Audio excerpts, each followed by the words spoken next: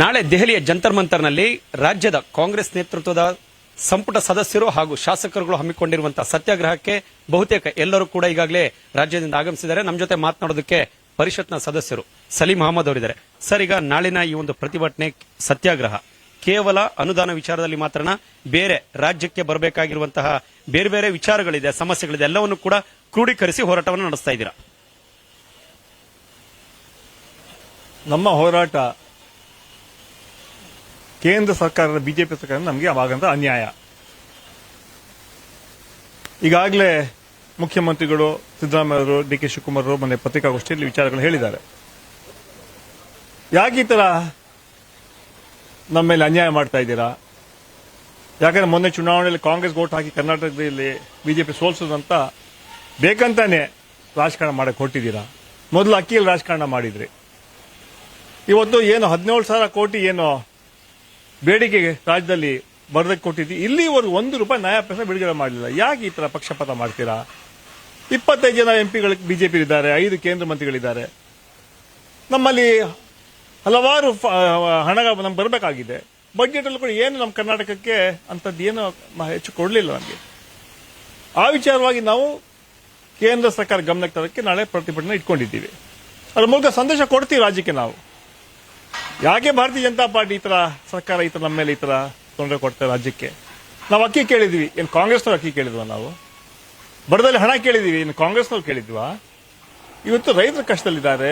ಇಡೀ ಹಲವಾರು ಜಿಲ್ಲೆಗಳಲ್ಲಿ ಸುಮಾರು 226 ತಾಲೂಕುಗಳಲ್ಲಿ ಬರ ಇದೆ. ಹಣ ಬಡಗೆ ಮಾನ್ಯತೆ ಬೇಕಲ್ಲ. ನಿರ್ಮಲಾ ಸೀತಾರಾಮನ್ ಅವರು ನಮ್ಮ ಫೈನಾನ್ಸ್ ಮಿನಿಸ್ಟರ್, ಕರ್ನಾಟಕದವರು.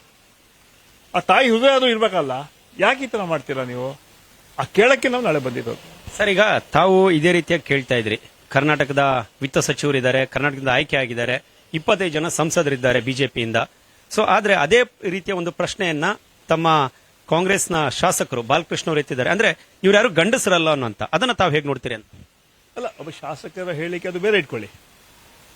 ಶಾಸಕ ಹೇಳಿ ಪಕ್ಷದ ಹೇಳಿಕೆ ಅಲ್ಲ ಅದು. ನಾವು ಕೇಳ್ತೀವಿ, ನಾವು ಕೇಂದ್ರ ಸರ್ಕಾರಕ್ಕೆ ಒತ್ತಾಯ ಮಾಡ್ತೀವಿ. ನಮ್ಮ ಪಾಲು ನಮಗೆ ಸಿಗಬೇಕು. ನಾವು ಕೊಟ್ಟಂತ ಟ್ಯಾಕ್ಸ್ ಕಟ್ಟಿದೀವಿ. ನಾವು ನಮ್ಮ ಸರ್ಕಾರಕ್ಕೆ, ನಮ್ಮ ಕರ್ನಾಟಕ ರಾಜ್ಯಕ್ಕೆ ಆ ದುಡ್ಡು ಬರಬೇಕು ನಮಗೆ. ನಾವು ಕಾಂಗ್ರೆಸ್ ಪಕ್ಷ ಸರ್ಕಾರ ಇದೆ ಅಂತ ಬಿಟ್ಟು ನಮ್ಮ ಮೇಲೆ ಅನ್ಯಾಯ ಮಾಡಕ್ ಹೋಗ್ಬೇಡಿ. ಇದು ನೇರವಾಗಿ ಕಾಣ್ತಾ ಇದೆ ನಮ್ಮ ಮೇಲೆ ಅನ್ಯಾಯ ಮಾಡ್ತಾ ಇದ್ದೀರಾ ಅಂತ. ಯಾಕೆ? ಅವ್ರಿಗೆ ಮಾಹಿತಿ ಸಿಕ್ಕಿದೆ, ಕರ್ನಾಟಕದಲ್ಲಿ ಕನಿಷ್ಠ 20 ಸೀಟ್ ಬಿಜೆಪಿಗೆ ಬರುತ್ತೆ, ಕಾಂಗ್ರೆಸ್ ಪಕ್ಷಕ್ಕೆ ಬರ್ತೀವಿ, ಬಿಜೆಪಿಯವರು 5-6ಕ್ಕೆ ನಿಲ್ಲುತ್ತೆ ಅಂತ ಮಾಹಿತಿ ಸಿಕ್ಕಿದೆ. ಅದಕ್ಕೆ ಅದನ್ನ ಇಟ್ಕೊಂಡವರು ಯಾವುದೇ ರೀತಿಯಲ್ಲಿ ಎಲ್ಲ ನಮ್ಮ ಮೇಲೆ ಬೀಳಲಿ ಅಂತ ಹೇಳ್ಬಿಟ್ಟು ಅವರು ನಮ್ಮ ಮೇಲೆ ಈ ತರ ಹಣ ಬಿಡುಗಡೆ ಮಾಡ್ತಾ ಇಲ್ಲ. ಕರ್ನಾಟಕದಲ್ಲಿ ಸರ್ಕಾರ ಬಂದು 7 ತಿಂಗಳಾಯ್ತು. 7 ತಿಂಗಳಲ್ಲಿ ನಾವು ನುಡಿದಂತೆ ನಡೆದಿದ್ವಿ. 5 ಗ್ಯಾರಂಟಿಗಳ ಅನೌನ್ಸ್ ಮಾಡಿದ್ವಿ.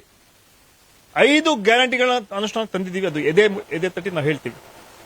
ಸರ್ವರಿಗೂ ಸಮಪಾಲು, ಸರ್ವರಿಗೂ ಸಮಪಾಲು. ರಾಜ್ಯವನ್ನು ಸರ್ವ ಜನಾಂಗದ ಶಾಂತಿಯ ತೋಟ ಮಾಡಲಿಕ್ಕೆ ನಾವು ಹೊರಟಿದ್ದೀವಿ.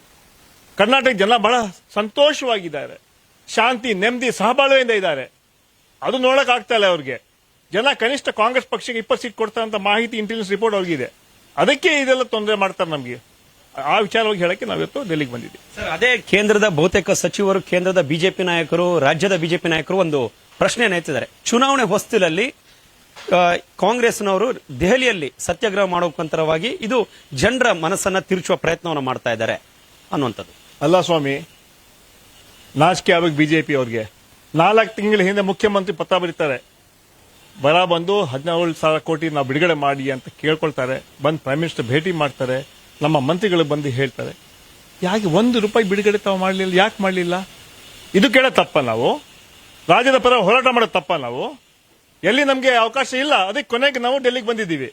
ಪತ್ರ ಬರೆದು, ಫೋನ್ ಮಾಡಿ, ಹೇಳಿ ಕೇಳಿ ಏನ್ ಮಾಡಿದ್ರು ಕೂಡ ಈ ಸರ್ಕಾರ ನಮ್ಮ ರಕ್ಷಣೆಗೆ ಬರ್ತಾ ಇಲ್ಲ.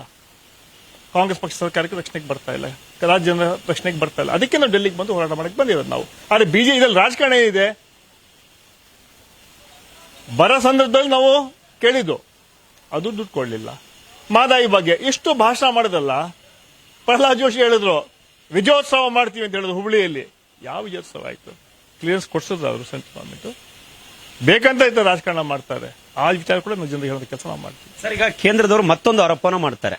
ಕರ್ನಾಟಕ ಸರ್ಕಾರ ಕೇಂದ್ರದಿಂದ ತೆಗೆದುಕೊಂಡು ಹೋಗುವಂತ ಎಲ್ಲ ಅನುದಾನವನ್ನ ಆಯಾ ಗ್ಯಾರಂಟಿಗಳಿಗೆ, ಪಂಚ ಗ್ಯಾರಂಟಿಗಳಿಗೆ ವಿನಿಯೋಗಿಸಿಕೊಂಡು ಈಗ ಖಾತೆಯಲ್ಲಿ ದುಡ್ಡಿಲ್ಲ ಅಂತ ಹೇಳ್ಬಿಟ್ಟು ಪ್ರತಿಭಟನೆ ಮಾಡುವಂತದ್ದು, ಜನರಿಗೆ ದಾರಿ ತಪ್ಪಿಸುವಂತ ಪ್ರಯತ್ನವನ್ನು ಪದೇ ಪದೇ ಮಾಡುತ್ತೆ ಅಂತ. ಅದು ಸತ್ಯಕ್ಕೆ ದೂರದ ಮಾತು. ನಮ್ಮ ಗ್ಯಾರಂಟಿಗಳಿಗೆ ಕರ್ನಾಟಕದಲ್ಲಿ ಮುಖ್ಯಮಂತ್ರಿ ಈಗಾಗಲೇ ಹೇಳಿದ್ದಾರೆ, ನಮ್ಗೇನು ತೊಂದರೆ ಇಲ್ಲ. ಇವತ್ತು ಗ್ಯಾರಂಟಿ ಯಾರಿಗೆ ಕೊಟ್ಟಿರೋದು? ರಾಜ್ಯ ಜನರಿಗೆ ತಾನೇ ಕೊಟ್ಟಿರೋದು ಗ್ಯಾರಂಟಿ. ನಾವು ಮಹಿಳೆಯರು ಕೊಟ್ಟಿದ್ದು ತಪ್ಪ? ಧೈರ್ಯ ಆದ್ರೆ ಬಿಜೆಪಿ ಹೇಳಿ, ಮಹಿಳೆಯರಿಗೆ ಬಸ್ ಕೊಟ್ಟಿದ್ದು ತಪ್ಪು ಅಂತ ಹೇಳಿ ಧೈರ್ಯ ನೋಡಲಿ. ಹಾಗಾದ್ರೆ ಕೇಂದ್ರದ ಅನುದಾನವನ್ನ ರಾಜ್ಯ ಸರ್ಕಾರ ಬಳಸ್ಕೊಂಡಿದ್ಯಾ? ಈಗಾಗಲೇ ನಮ್ಮ ಏನು ಬಜೆಟ್ ಅಲ್ಲಿ ಪ್ರತಿಯೊಂದು ನಮ್ಮ ಕಾರ್ಯಕ್ರಮಕ್ಕೆ ಮುಖ್ಯಮಂತ್ರಿಗಳು ಅನುದಾನ ಇಟ್ಟಿದ್ದಾರೆ. ಅದರಲ್ಲಿ ಆ ಅನುದಾನದಲ್ಲಿ ಬೇರೆ ಯಾವುದೊಂದು ಬಳಕೆ ಮಾಡುವಂತ ಮಾಹಿತಿ ನಮ್ಮಂತೂ ಇಲ್ಲ. ಒಟ್ಟಾರೆ ನಮ್ಮ ಸರ್ಕಾರದ ಏನ್ ಕಾರ್ಯಕ್ರಮ ಇದೆ, ಮುಖ್ಯಮಂತ್ರಿ ಈಗಾಗಲೇ ಹೇಳಿದ್ದಾರೆ, ವಿತ್ತ ಸಚಿವರು ಕೂಡ ಅವರಾಗಿದ್ದಾರೆ. ನಮ್ಮ ಕಾರ್ಯಕ್ರಮ ಯಾವುದೇ ತೊಂದರೆ ಇಲ್ಲ. ಅದು ಮಹಿಳೆಯರಿಗೆ ಬಸ್ ಇರ್ಬೋದು, ಅಥವಾ ಗೃಹಲಕ್ಷ್ಮಿ, ಗೃಹ ಜ್ಯೋತಿ ಇರ್ಬೋದು, ಅನ್ನಭಾಗ್ಯ ಇರ್ಬೋದು, ಯುವನಿಧಿ, ಇದಕ್ಕೆ ನಮಗೆ ಏನು ತೊಂದರೆ ಇಲ್ಲ. ಅದರಿಂದ ನಮ್ಮ ಸರ್ಕಾರ ಮಾಡಕ್ಕೆ ಬದ್ಧವಾಗಿದೆ.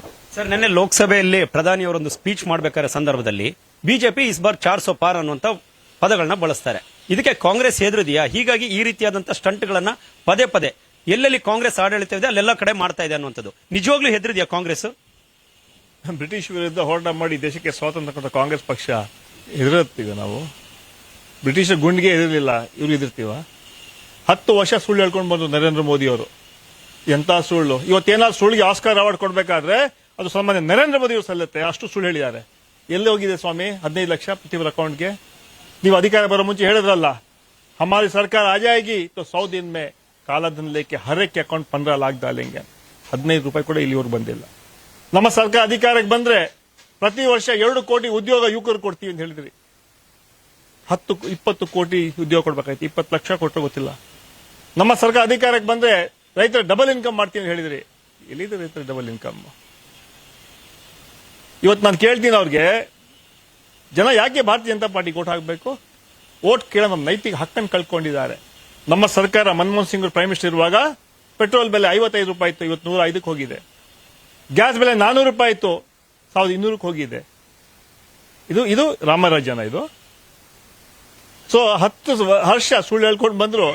ಇವತ್ತು ಜನ ತೀರ್ಮಾನ ಮಾಡಿದ್ದಾರೆ, ಇಂಡಿಯಾ ಮೈತ್ರಿಕೂಟ ಅಧಿಕಾರಕ್ಕೆ ಬರ್ತಾರೆ, ಹಾಗೂ ನಮ್ಮ ಕೇಂದ್ರದಲ್ಲಿ ನಮ್ಮ ಸರ್ಕಾರ ಬರ್ತಾರೆ, ವಿಶ್ವಾಸ ವ್ಯಕ್ತಪಡ್ತಾ ಇದೆ. ಸರ್, ರಾಮ ಮಂದಿರ ಉದ್ಘಾಟನೆಯಾದ ಬಳಿಕ ಕಾಂಗ್ರೆಸ್ ಹಾಗೂ ಇಂಡಿಯಾ ಒಕ್ಕೂಟಗಳು ಕೂಡ ಭಯ ಆರಂಭವಾಗಿದೆ ಆ ಎಲ್ಲ ಪಕ್ಷಗಳಿಗೆ. ಹಾಗಾಗಿ ದೇಶ ವಿಭಜನೆ ಮಾತನ್ನು ಕೂಡ ಕಾಂಗ್ರೆಸ್ ಸಂಸದರು ಉಲ್ಲೇಖ ಮಾಡ್ತಾರೆ ಅನ್ನುವಂಥದ್ದನ್ನು ಕೂಡ ಪ್ರಸ್ತಾಪ ಮಾಡಿದ್ದಾರೆ.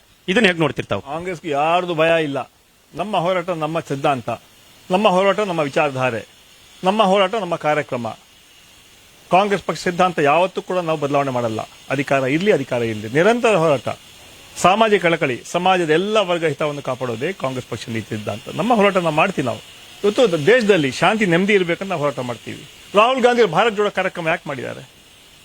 ಭಾರತೀಯ ಜನತಾ ಪಾರ್ಟಿ ಸಮಾಜವನ್ನು ಹೊಡೆಯುವಂತ ಕೆಲಸ ಮಾಡ್ತಾರೆ.